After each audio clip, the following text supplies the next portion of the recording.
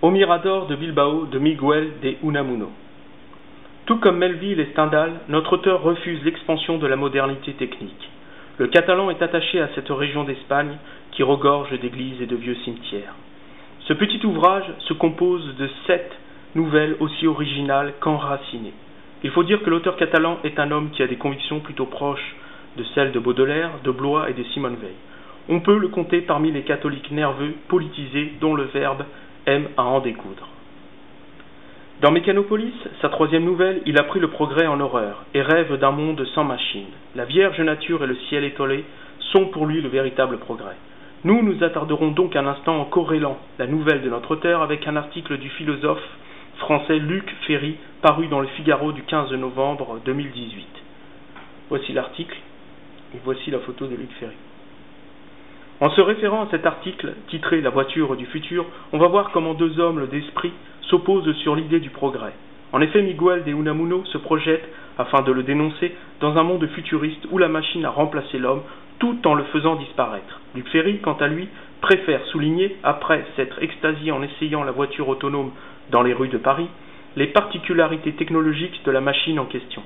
L'intérêt que suscite l'engin pour le philosophe pose la question de la fascination du progrès dit technique sur l'homme et particulièrement sur l'homme qui pense et qui réfléchit le monde.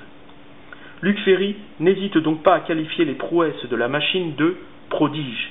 Ce mot succède à l'expression « on est tout à fait rassuré » et précède cette autre expression tout aussi flatteuse « les effets bénéfiques seront considérables ». Sans tirer de conclusions hâtives et afin de ne pas faire dire à Luc Ferry ce qu'il n'a pas dit, on fait simplement valoir comment l'homme de raison est séduit par les performances de la machine, dont les possibilités justement décrites par notre philosophe ont étrangement les mêmes capacités d'attraction que les paradis artificiels décrits par Charles Baudelaire dans ses Fleurs du mal. Il faut toutefois préciser que la rubrique dans laquelle écrit Luc Ferry se nomme « Opinion ». À sa décharge, la subjectivité l'emporte ici sur l'objectivité. Il se peut très bien qu'ailleurs, dans d'autres écrits, de manière générale, il ait pu formuler une toute autre conclusion. Ainsi donc, si l'intelligence artificielle de la voiture en question permet réellement d'épargner des vies, elle peut tout autant, suivant les dires du philosophe, éviter de pénibles contraventions tout en éliminant les embouteillages par une gestion globale de la circulation. Ces propos coincés dans leurs proportions objectives et pratiques peuvent se suffire. Toutefois, Luc Ferry évite la question morale et civilisationnelle qui forcément devra déterminer le rapport à la machine intelligente. Par contre, pour l'auteur catalan, la chose est entendue. J'ai pris en horreur tout ce que nous appelons le progrès, dit-il à la page 27.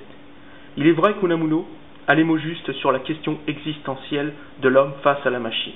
Le cauchemar en effet que constitue, à ses yeux, le monde froid de la mécanique, produit une délocalisation artificielle de l'être naturel dont la représentation la plus convenue est la folie, page 26. Aussi, l'absence de projection temporelle de Luc Ferry révèle un illuminisme des derniers jours dont l'essayiste Paul Virilio dira dans son grand accélérateur qu'il est une synchronisation du naturel avec l'artificiel. En effet, si Luc Ferry évite l'analyse en profondeur de la présence de la machine dans les affaires des hommes, il se délie en réalité de sa part philosophique et ontologique pour revêtir celle de l'utilisateur. De ce point de vue, les grandes firmes qui ont massivement investi n'y verront aucun inconvénient. Le philosophe est devenu en quelque sorte un porte-parole sérieux dont le capital pourra utiliser pour vanter auprès des politiques les avantages de cette nouvelle et immense part de marché. Pour enfoncer le clou, le dernier mot de son texte, obsolète, est affilié au mot politique, et non, comme il est à l'accoutumée, au mot machine, à travers l'expression l'obsolescence programmée. Ce jeu de mots travaillé par le philosophe aurait pu être efficace s'il avait pu placer, au lieu d'un point, un point d'exclamation pour terminer son texte. L'ironie aurait ainsi constitué une inversion de phase dont seul le lecteur averti aurait compris.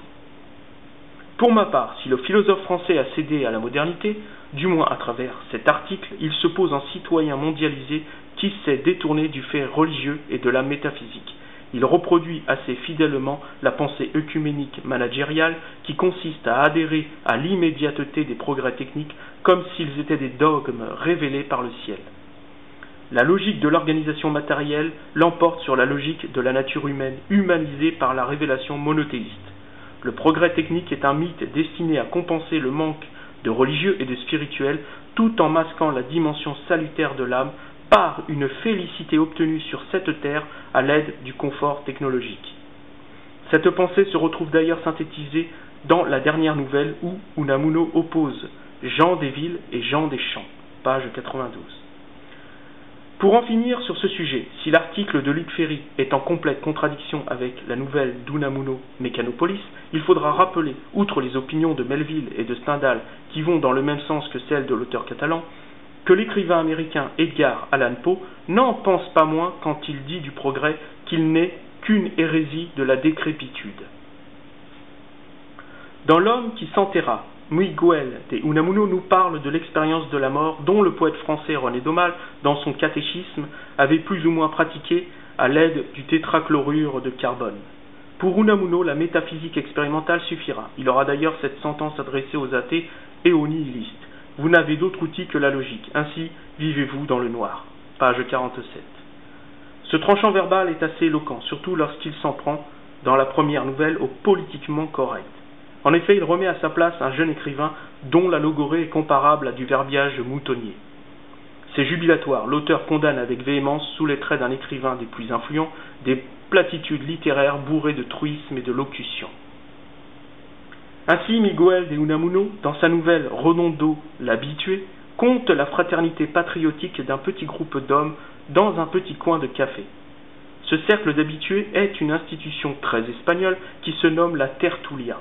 Eh bien, ce petit coin, c'est la patrie de Redondo, où lui-même fut consacré par ses amis de père de la patrie, et qui, avant de mourir, avait précautionneusement légué sa fortune à la Tertulia.